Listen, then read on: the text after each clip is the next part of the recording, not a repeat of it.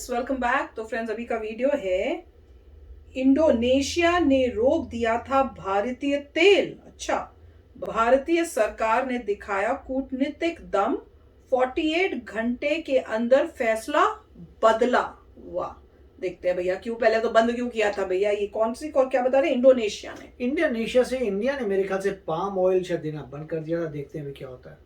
पता नहीं, चलो वीडियो पहले शुरू करके पता करते हैं डिटेल्स। वीडियो शुरू करने से पहले अगर आप चैनल पर नए हो और आपने अभी तक सब्सक्राइब नहीं किया है तो जल्दी से पहले सब्सक्राइब के बटन और बेल आइकन को क्लिक कर लो ताकि आपको हमारे सारे न्यू वीडियोस के नोटिफिकेशन मिल जाए जैसे हम अपलोड करें। अगर आपको वीडियो पसंद आता है प्लीज लाइक एंड शेयर। चलिए शुरू करते हैं। विदेशी कूटनीति में सफलता और आक्रामकता किसी भी देश को किस तरह से फायदे दिलाने का काम करती है वो आज की डेट में भारतीय सरकार ने साफ कर दिया है। कूटनीति के दम पर भारत ने बड़ा संकट अपने सर से टाल दिया है। ये बात तो हमको पता है कि भारत पाम ऑयल के लिए पूरी तरह से विदेशों और खासकर इंडोनेशिया के ऊपर डिपेंडेंट है, लेकिन इंडोनेशिया ने अपने देश में बढ़ती महंगाई के कारण हाल ही में ऐलान किया था कि वो 28 अप्रैल के बाद से पाम ऑयल के एक्सपोर्ट के ऊपर पूरी तरह से रोक लगा देगा। आपकी जानकारी के लिए बता दूं कि भारत जितना भी एडिबल ऑयल यूज करता है उसका 40% अकेले पाम ऑयल से ही आता है, जबकि पाम ऑयल की बात करें तो भारत अपनी जरूरत का 50% पाम ऑयल अकेले इंडोनेशिया से ही परचेज करता था। इसलिए जैसे ये खबर आई, भारत में कई सारी कंज्यूमर गुड कंपनीज के स्टॉक्स अचानक से नीचे गिर गए।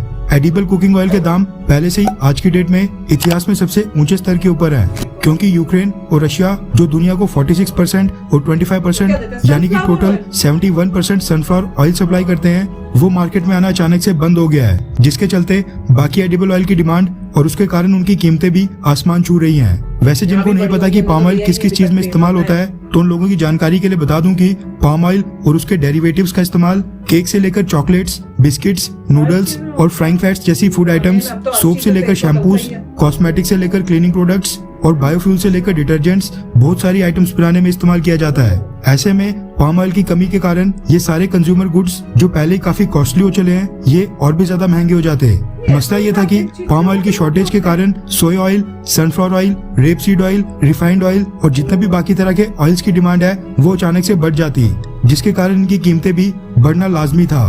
भारत के लिए बहुत ही बड़ी चिंता का विषय था, क्योंकि अकेला एक पाम ऑयल भारत में कई सारे प्रोडक्ट्स की कीमतों को अफेक्ट करता। इंडोनेशिया के बाद मलेशिया पाम ऑयल का सबसे बड़ा प्रोड्यूसर है।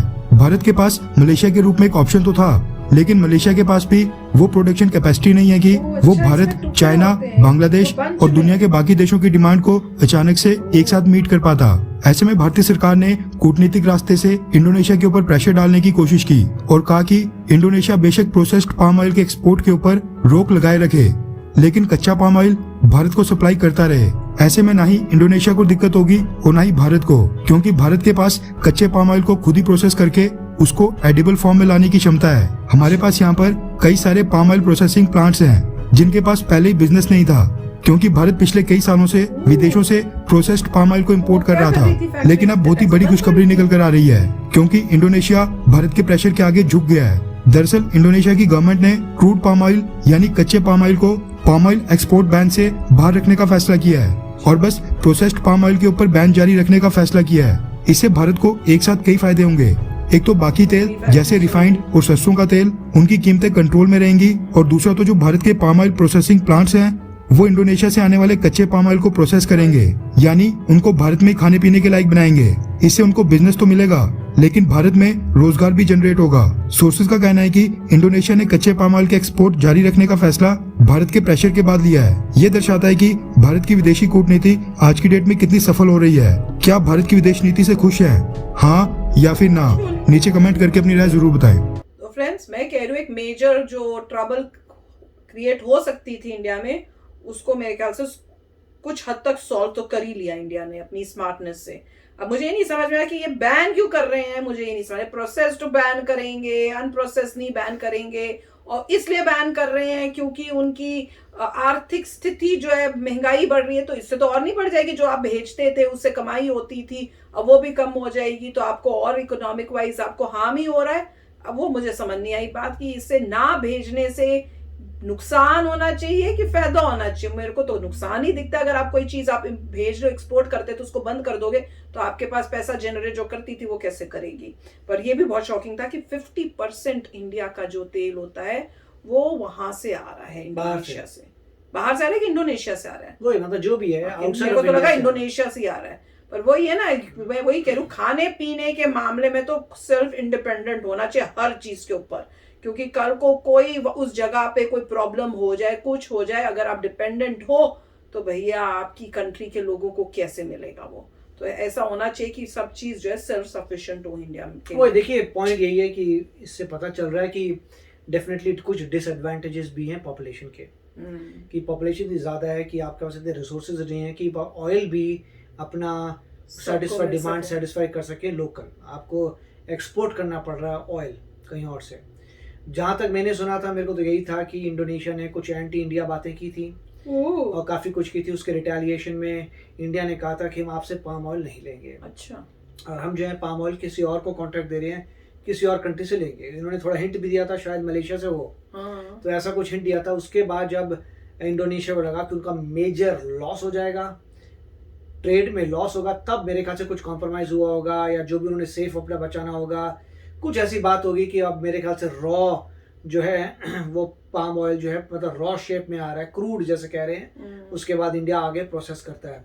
मगर जो भी अगर वो क्रूड भेज रहे हैं तो उन्हीं का लॉस हो रहा है। हाँ, वही मैं सोच रही हूँ, क्योंकि उनके पास फैक्ट्रीज हैं उसको प्रोसेस करने की, उनके पास एम्प्लॉयमेंट लोगों को मिलती है। तो कौन ऐसा इंसान है जो क्रूड भेजेगा सस्ता, वो पहले उसको प्रोसेस करेगा, अपने लोगों को एम्प्लॉयमेंट देगा, उससे फाइन प्रोडक्ट बनाएगा, फिर उसे हाई दामों में बेचेगा।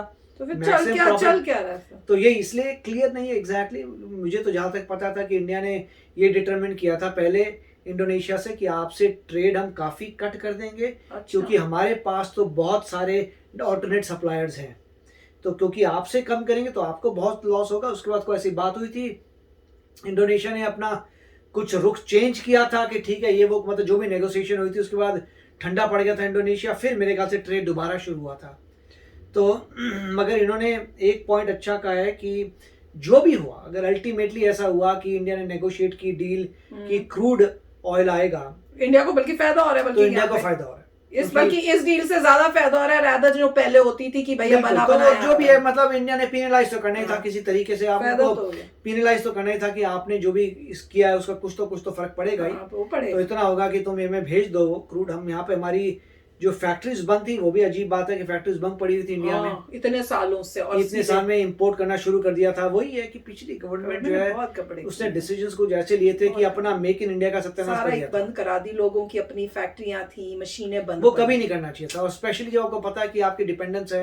इनफैक्ट ये समझ नहीं आ रहा कि पाम और क्यों नहीं आपने ग्रो किया। और अगर किसी भी कंट्री को नजर आता है कि आपकी डिपेंडेंस है, तो जितनी केरला है, जितने भी कोस्टल लाइंस हैं जहाँ पे आप फार्म बना सकते हैं, इतनी लैंड पड़ी है, वहाँ पे लगाइए धड़ाधड़ पाम ट्रीज लगाइए, जो भी कुछ करिए। अगर अनलेस ये पॉइंट है कि भाई ग्रो ही नहीं कर सकते तो बात अलग है, तो आप ऑल्टरनेट सोर्स देखिए किसी और चीज़ का, सनफ्लावर उगाइए, मतलब कोई और देखिए, सीड्स उगाइए, कितने सारे तरीके हैं। तो मेरे ख्याल से खाने के मामले में किसी से इंपोर्ट नहीं करना चाहिए। मेरे को भी ये लगता है आजकल के टाइम में बड़ी मेजर क्राइसिस हो सकती है फिर कंट्री के अंदर, वो धमकी अगला बंदा दे सकता है। वही तो चलो फ्रेंड्स, आप भी शेयर करना अपने थॉट्स। चलते हैं, मिलेंगे नेक्स्ट वीडियो में बहुत ही जल्द। Till then take care and bye bye. तो अगर आप मेरे इस चैनल पे नए हो तो जल्दी से सब्सक्राइब के बटन को हिट करो और बेल आइकन को क्लिक करो, ताकि आपको मेरा जब नया वीडियो मैं लगाऊं आपको उसके बारे में जल्दी से पता चल जाए।